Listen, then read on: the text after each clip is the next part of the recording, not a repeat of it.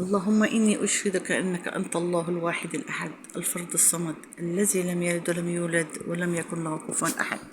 السلام عليكم ورحمة الله وبركاته. هنعمل إن شاء الله النهاردة ملوخية حماتي.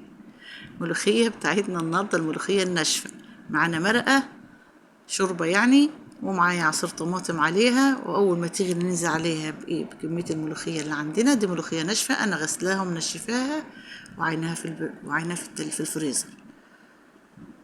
ريحتها تحفة، لسه دي بتاعت السنة دي جميلة جدا. يا دوب غلوتين 3 كده، وعلى طرف معلقة بقى شوية سكر كده بين صوابعك، على طرف معلقة صغيرين كده، بقت خلاص ملوخية خضرا. ريحة وطعم بقى، تكات صغيرة بسيطة بس بتفرق والله. كده خلاص ننزل نعمل طشتنا بقى، معلقة من السمنة عليها معلقة من الزيت، وممكن زيت بس خالص، ومعلقة توم وشوية كزبرة ناشفة. ولو مفيش كزبرة التوم لوحده بيعمل ايه، بيجيب من اخر الشارع. أكلة سريعة بسيطة للمبتدئين والخبرة كمان، ما شاء الله ما حدش بيختلف عليها الملوخية دي، في سهولتها وفي طعمها وفي لذاذتها. كده خلاص الطشة بتاعتنا اتعملت.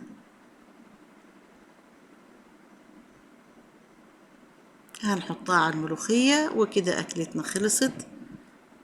أتمنى حد يكون استفاد منها، أو بالدعاء اللي قلناه في أول الفيديو، ربنا يجعلنا من المقبولين عندك يا الله، اللهم أمين.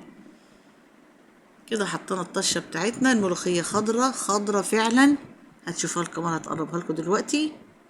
ودي كانت اكلتنا النهاردة، الملوخية شوف تقولوا عليها خضرة خضرة بجد زي الفل. صلوا على النبي.